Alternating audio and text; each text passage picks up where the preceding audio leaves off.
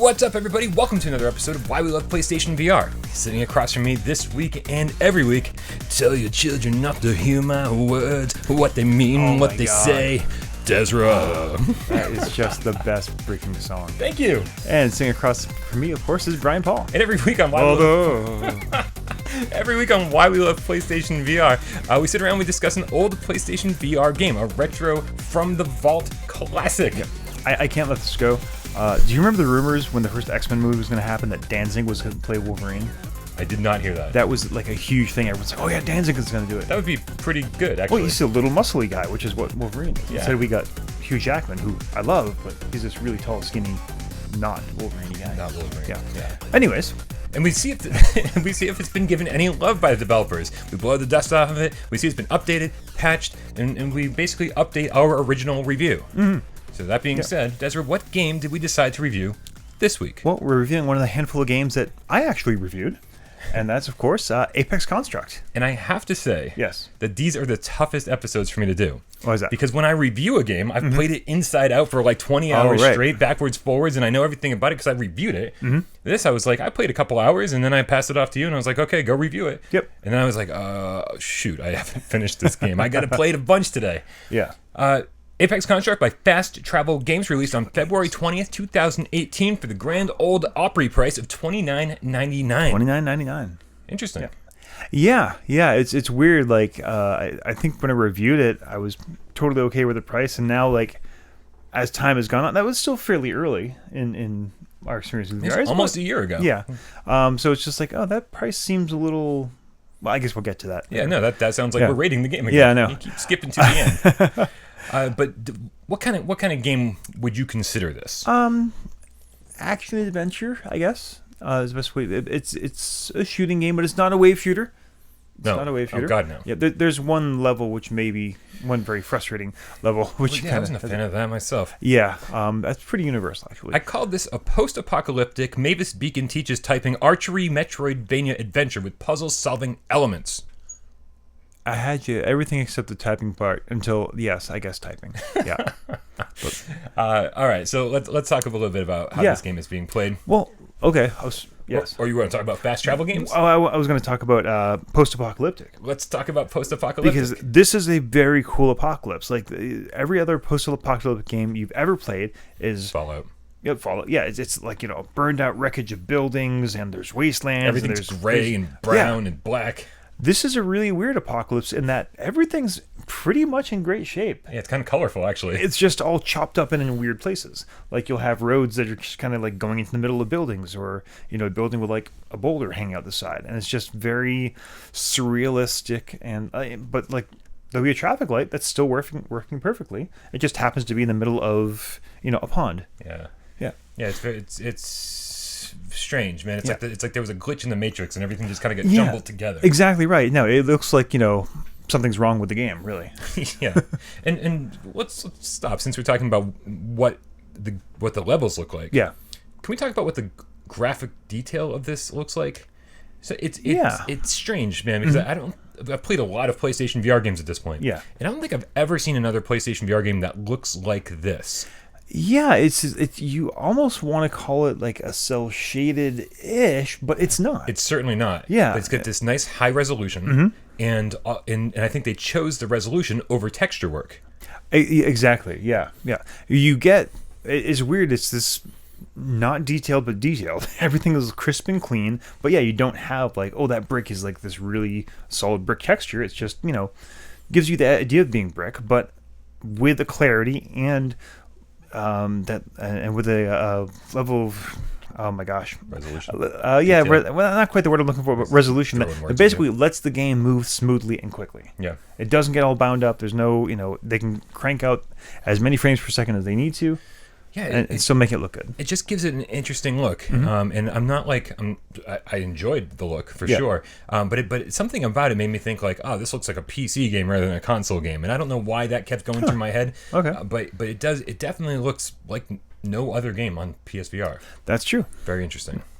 It's also fast travel games we mentioned. It's built from the ground up from VR. This wasn't like a port of another game or anything like that. They went from the beginning like we want to make this for VR. We want to make this work in VR as best we can, which probably leads to some of the design choices they made. I actually remember like leading up to the launch of Apex Construct that there was a lot of talk about this is going to be one of our first full-featured VR exclusive games, and everyone's like, well, who the heck is Fast Travel Games to talk about this? And as it turns out, they're not a huge team. No, I think what I could see at last reading, there were like 14 people. Yeah, on the team. Pretty much. I checked the website today. It's 13 people that were on there. Oh, that last guy got fired. Sorry, dude. Hopefully you're on to bigger and better things. That must have been between yesterday and today. That's awful. But it's a small VR. It's a small team, and they are like it says plastered all over their website that they're like dedicated to VR moving forward. And I was like, that's fantastic. And they credit themselves as people who have worked on pretty big titles prior to this, like Angry Birds 2. We're all thrilled about that one.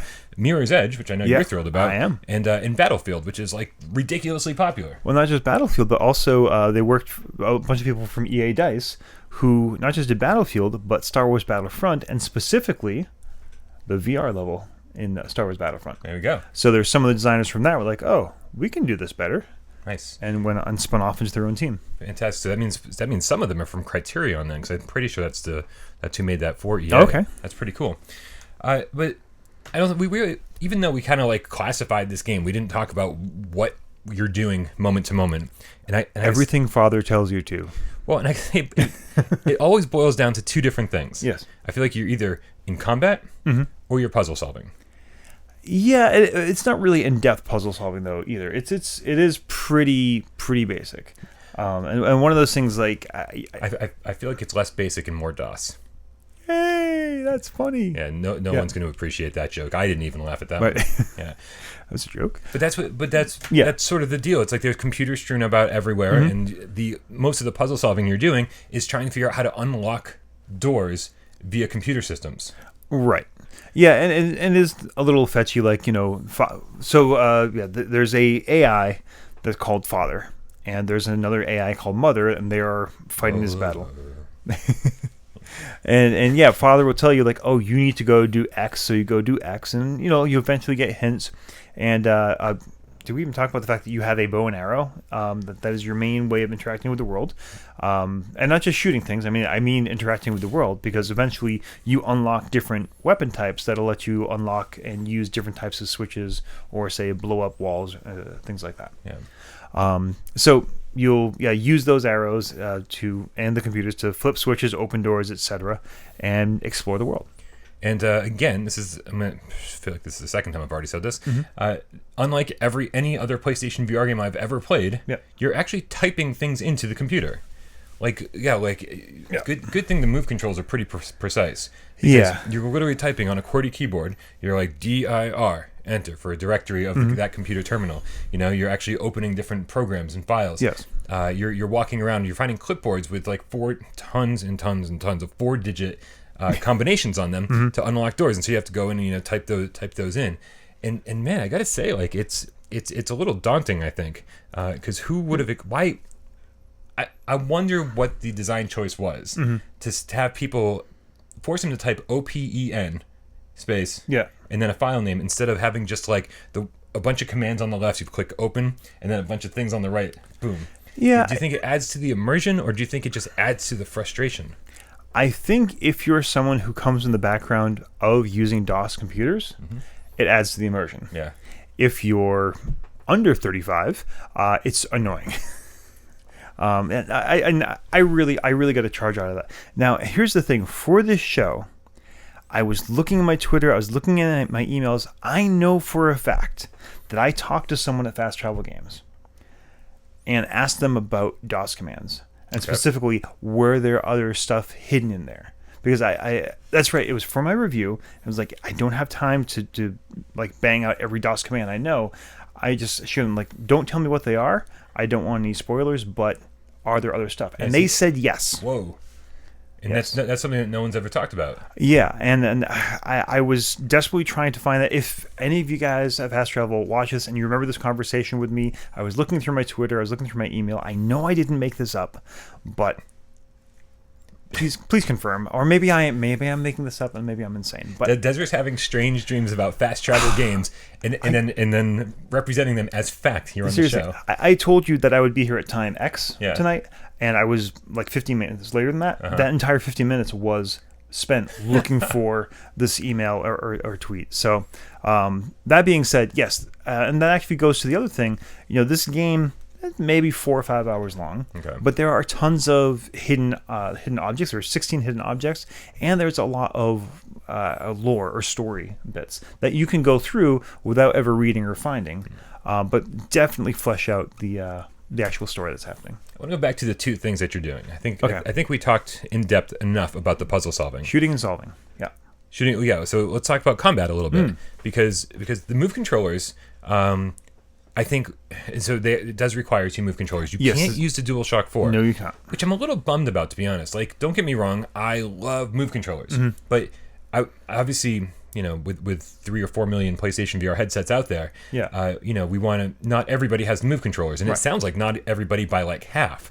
So you want to reach the most number of people possible, and I don't think I did anything in this game that really required the use of 2 move controllers. The fact that you can play Skyrim with a DualShock 4 and be an archer makes me think, hey, they could have totally, done a little bit more work and made this DualShock 4 compatible. One, I think we see, I think a better analogy is in death. You have you can play with the move controller DualShock 4. It's much, much easier with a DualShock 4. And I think that's kind of maybe one of the things they were facing. They could have implemented the DualShock 4, but they didn't want to make it too easy. Yeah, and I think that's, I said in my review, like the first time you play this, if you have been playing Skyrim, for instance, it's like, oh, the aiming on this thing sucks. This is awful. I can't hit anything. And it's like, no, because Skyrim really holds your hand and pretty much lets you hit anything you're vaguely aiming near. Yeah. This, you really have to aim. I really liked how it felt. Yep. I'm a big fan, and I know they've done some work as far as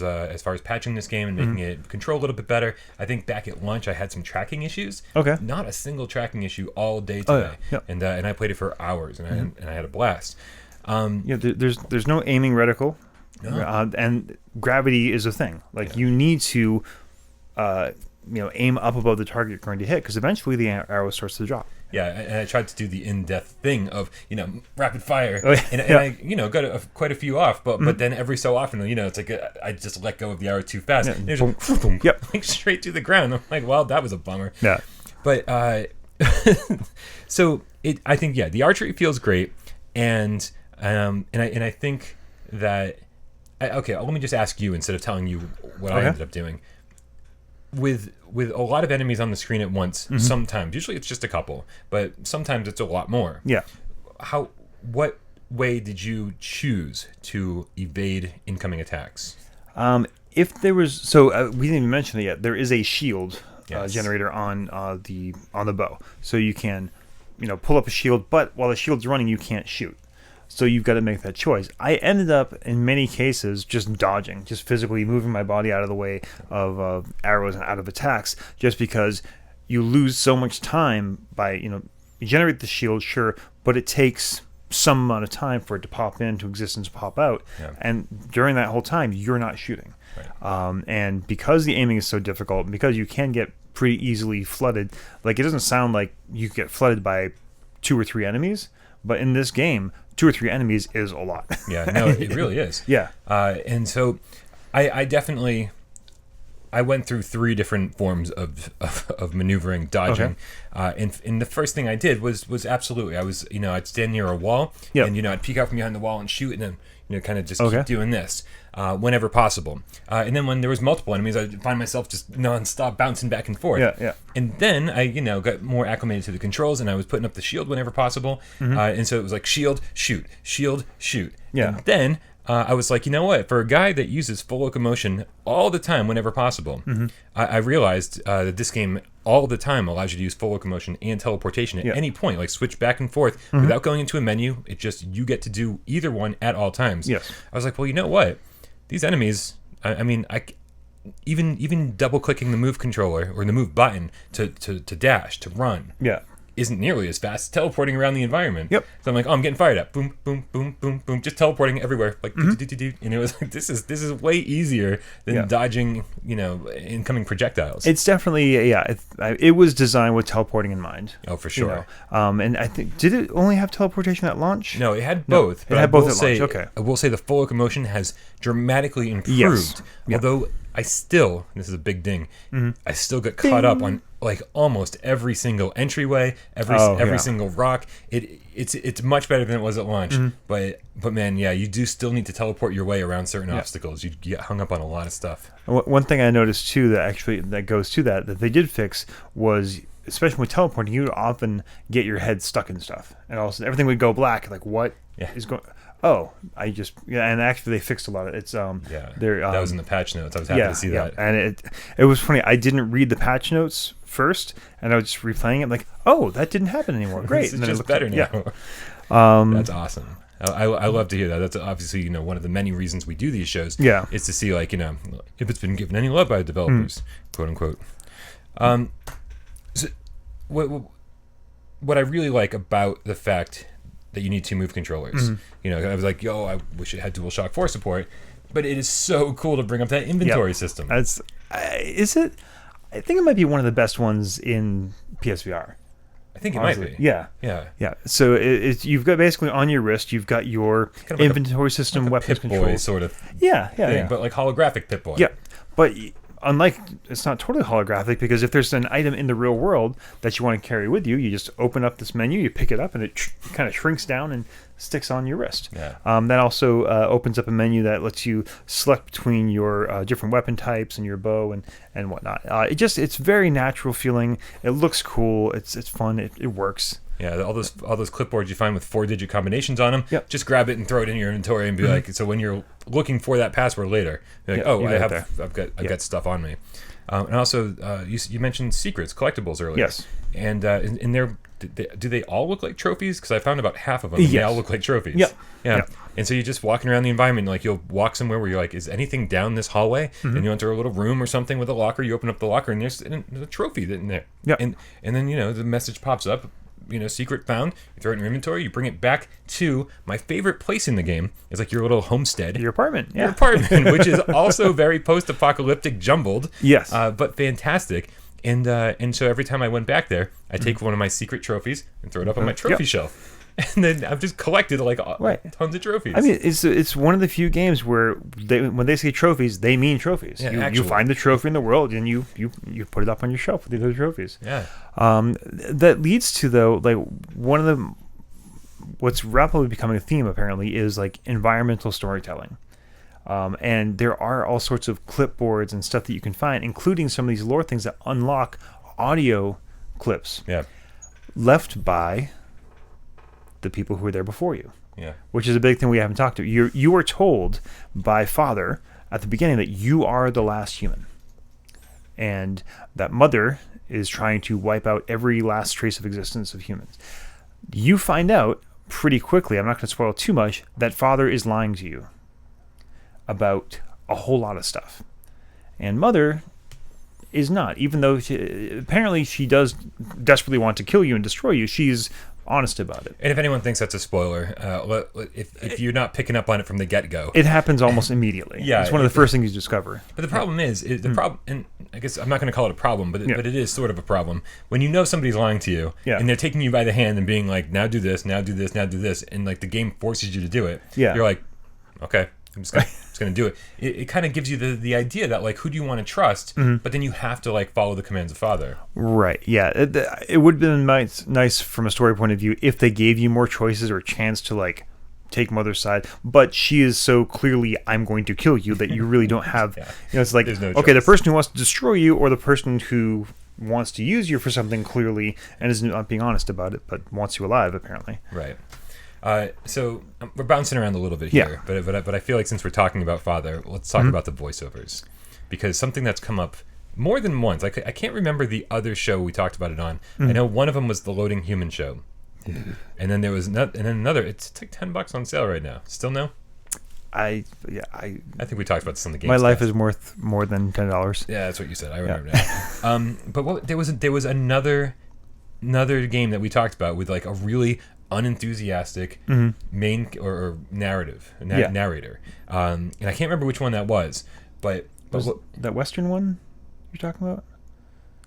No. Anyway, so but this one, I mean, I gotta say, Father has the least enthusiastic voice of any narrator ever in any game. Okay.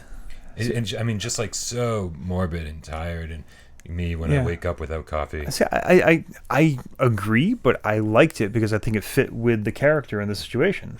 This was someone who is world weary and so he sounds exactly like he should, I think. Yeah. The mother character, you don't actually hear her all that much, anyways. So she kind of sounds like a nag, to be honest. Yeah. But yeah, I really like the characterization. I totally agree. It is kind of like not particularly enthusiastic, but I think it works for the think story. It totally works, but I think also at the same time, it lends itself to the overall pacing of the game, which is a very slow, methodical pace. Like I very, very frequently you're heading back to the same environments. Very frequently you're walking around aimlessly going, what the heck am I supposed to do next? Yeah. You know, especially if you get stuck on a puzzle or like one of those combinations, or you get lost in like a maze or something. Not a maze, but there's plenty of places where like I went back and forth and back and forth and I don't know where I'm supposed to go next. Or like me today, I forgot about the inventory thing. Honestly, it's been so long since I played, I forgot about the inventory thing, and I was at a level where there were 3 things you needed to bring someplace. Like, how do I do this? I guess I just carry this and walk back over here and put it down. And I did that 3 times until I used the first thing, and then all of a sudden they all reset back to where they were. What? This? Oh, right, this thing. And I was like, yeah, picked them up, put them. But yeah, no, I definitely think it fits the mood of the game, and I think it's really well done. But when you get back to your apartment, other than collecting trophies and all that stuff, there's my other favorite thing to do in the apartment. Yeah, and that is upgrade. Yes. Yeah, so as you go through and you kill enemies, you gain radiance. Radiance is the in-game economy, the experience, whatever you want to call it. RP. It's like it's sort of it's like your currency almost. Yes, radiance points. Yeah. So yeah, you kill the bad guys, you get the radiance points, and then if you finish the level successfully, you get to go back home and spend them. If you don't, you die, you restart, but you lose all those points. Yeah. Very frustrating. It can be very, very frustrating. Yeah, and I'm not sure. I kind of get from a game design point of view, is like we don't want to reward you. We want to let you keep playing, but we don't want to reward you for failure. Yeah. You know, but so there's got to be some kind of penalty rather than, you know, most modern games. It doesn't matter if you die as much as you want. Yeah. They just let you restart from your last save point. But by the same token, I like what they did, whereas you can just replay missions over and over and over and over again. Exactly. Recollecting RP, because if suddenly you get to a point in the game where you're like, this is really getting hard, this is getting difficult, you go, let me go back and play an old mission, get some more RP, and then I'm going to go to the upgrade terminal, and which I love, because you have to put your hand in there. And then it is very physical. All the switches, all the buttons, you're actually like hitting. Yeah. And it's great, because then you're like, I want to upgrade my shield. I want more defense. I want, you have a set of unlimited arrows.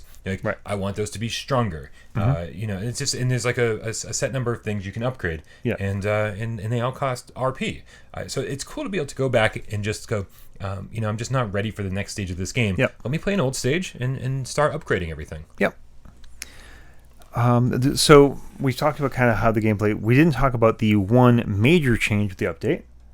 A totally new way to play the game, and that is the Signia Cup. Not a new way to play the game, just a new mode in the game, I guess. Yeah, I guess, yeah. Talk to me about this. So the Signia Cup is pretty simple. It's basically a series of challenges, timed targets, like a shooting gallery. Wow, is the word I'm looking for. Yeah, so targets should show up. You've got to hit them, as close as you can to the center in a certain amount of time. The more time you have left on the clock, the more points you get, and then eventually your scores go up on a leaderboard. Yeah, and I got to say that, at first I was just rushing my way through it, just like shoot as fast as you can. But I'll tell you, it's definitely worth taking an extra second in trying to get that bullseye, because if you just hit the target, the outer rim of it or whatever, it's like 10 points, and then close to the center, I think one ring out is like 50 points, and then you hit the middle, it's 100 points. Yeah, and I never ran out of time ever. So I would say take the extra few seconds. And try to get the highest score possible. That being said, my first time through, I ended up 72 on the online leaderboard, which means there's no way a lot of people have played this yet. Yeah, because I didn't do very well. I was 26th. That doesn't surprise me at all. You're better at video games than I am. Yeah, I like the archery stuff. Although one thing I honestly didn't have time to play with too much before we started, there are other arrows you can use. Yes. And there's other targets. So keep that in mind as well. Keep that in mind. Yeah. I got to say, this was like a much touted update. Mm-hmm. You know, we talked about this like months and months and months ago. Yep. Because the PC was getting it. Mm-hmm. And we thought that the PSVR was getting it like very soon after. Yeah. And it turned out it took months for it to get Yeah. here. And now that we have it, I got to say, I'm like, I don't know, I feel like we talked a lot about it, and it's not very exciting. Yeah, I was expecting a little more. It was one of those things, honestly, I fired it up today. I was like, oh, well, I'm going to try out this new mode. I only have like an hour or so I probably won't finish it, but at least I'll play it enough to talk about. Yep. And I said, 4 minutes later. I'm done. Yeah. Okay. So, yeah, I mean, hey, it's free, I guess. It's free. And yeah. if you're into it, like if you're into like target practice, if you're into shooting galleries, I mean, like that top score is like 400,000 points or something like that. Right. And meanwhile, I got like 72,000. So like you know, if you want to play it over and over and over, and you're really into online leaderboards, it just felt. To me, it just felt kind of lonely for this big touted challenge. Yeah. It was just like, here I am by myself. There's no crowd cheering. There's no nothing. And it's actually supposed to be pre-apocalyptic. It's supposed to take place before the events. And so like everything is supposed to look normal. And some of those lighting structures were still coming out of rocks. Yeah. Like this doesn't look as pre-apocalyptic as you'd expect. Was it designed normal and the game is just buggy? No. So they're actually just clipping through each other, or? I don't think everyone was on the same page when they designed the environment. But it was just one of those things where I was like, oh, this is a cool addition. Yeah. But it's not something to get excited about, or like if you were holding off buying it, this isn't the thing that's going to push you over. Yeah, it's not adding like another 3 hours of content or anything like that. Exactly. Yeah. Is that it? Yeah, I mean, I think we've hit all the major points. All right, well, let's rate this sucker. All right. So our rating system is pretty simple. A 1 is, yes, you have to buy this game. If you have a PSVR, this is just the best of the best. The reason to own the console, it should be in your library. 2 is, yeah, sure, why not? If it's a genre you particularly like, or if it's on sale at a decent price and you got some money burning a hole in your pocket, go ahead, check it out. And 3 is, no. Do not buy this game. Friends don't let friends buy crap. We need to show these developers that we deserve better and vote with our wallets. Yeah. So 1, 2, or 3. What do you think? You know, I gotta say, when I first played this game at launch, I liked it. Yeah. I was excited to play it. It looked like it was going to be cool. And then but it never really roped me in. Okay. You know, that's why I was like thrilled when you're like, oh sure, I'll do the review. Yeah. and then I was like, and then I never really got back to it because since I didn't have to review it, I didn't really have to spend much time with it. Yeah. And then here we are. Now I got to review it. And so when I booted up today, I was like, I wasn't terribly excited to play it. Mm. It took me 30 minutes until I was like totally roped in. Yep. And I was like, I'm loving this. Like even this story, which is like not throwaway, but you know, it's okay at best. Yeah. I was kind of getting into it, and I was having fun, and I was like exploring the environments and really enjoying those upgrade trees. Not trees so much. I'm pretty sure by the end of the game you can just max everything up. Upgraded. It makes a big difference. And that's the thing is that I was having trouble at the beginning. Like I was shooting these robots that were coming at me, and it was taking 4 arrows, and I don't have the best aim, so it was taking a long time to take them down. And so as I was collecting RP and going back and upgrading, suddenly it only took 2 hours to take them down. I was like, wow. Like so often when you upgrade in games, like it's such a subtle upgrade. This is like major. Yeah. So I was Borderlands, we're looking at you.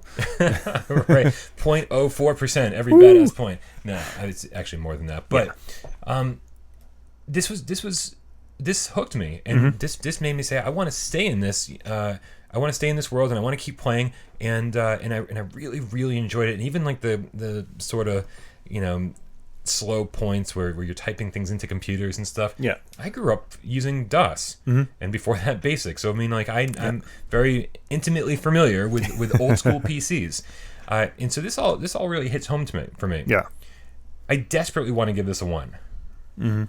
I can't give it a 1 because even though it resonates with me so much, it's not going to resonate with everybody. Yeah. And when we rate things, we do think of the audience, not just us. And so if you're like us, or like me at least, and you don't mind a slow paced adventure, and with some really nice archery and like I don't know, everything about it sort of comes together, but it is going to be slow. It's not going to be this high action adventure. It's a very, very strong 2 for me. But right now it's on sale for $15, which means go buy it. Yeah. And it's on sale until January 15th. Oh, geez. So you've got like a couple weeks to pick this thing up. Yep. I'm giving it a strong 2, even though for me, I feel like for me this is a 1. For you guys, it's probably a 2. I'm very actually I'm pretty close to that too. The only thing I'm going to take issue with it, I do like the story. I like the story that's being told. I like the mystery of it. Even though you don't really get a chance to make a choice about which one you want to listen to, it is kind of like, as you go through and unlock some of the lore, you basically get some of the journals of the programmers, and like something's going wrong here with Father, or something goes wrong. I don't want to give too much away there. For me, this is honestly, I think it was then and still remains one of my favorite PSVR games. Nice. It just, like you said, the art style is like nothing else in PSVR. The gameplay story, the physics of moving around is very satisfying. For me personally, I am so happy I have it in my library, and I think with the sale right now, man, if this sale price was the regular price, I think it'd be closer to a 1 for me. Absolutely. But I got to stick with our definition of it too. If it's a genre you like if you like this archery style of game, which there are a lot of those around, I think this is one of the best ones. I think it's really well told, really well designed. You can tell from top to bottom the developers love this game and put a lot of effort into making a good product here. So I want to reward them. While it's on sale now, you should absolutely pick it up. And So it's a strong 2 for you as well. It's a strong 2 for me as well. One thing I just realized I forgot one of my Des Nuggets, and I love this quote. The CEO, Oscar Berman, talking about designing and building this game specifically, for VR in general. For me, it's been a childhood dream ever since I saw Lawnmower Man. Nice. That's fantastic. Yeah. Yeah, I mean, obviously, Lawnmower Man and Nick Arcade are the 2 things I always reference when I say looking forward to VR. Yeah. So, I mean, he's right there with us then. Yeah. So yeah, definitely pick it up. It might not be for everybody. Like what I will say, slow paced until everything goes crazy, and all of a sudden you're surrounded on all sides and ducking around, jumping around like a maniac. But yeah.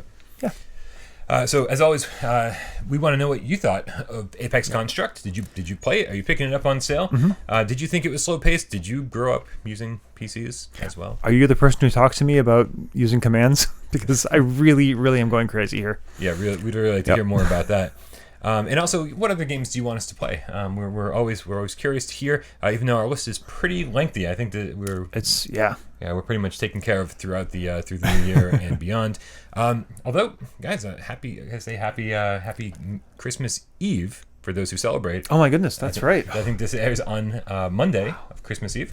I'm very excited. I've seen a lot of chatter online of people getting PSVR for Christmas. So much. And it's like, yay, welcome to the family. Yeah, even people stopping into our streams being like, I can't wait to play this. I'm about to have it myself. Yay. It's tomorrow. Right. Tomorrow you will all have it. I'm excited for all of you. Yep.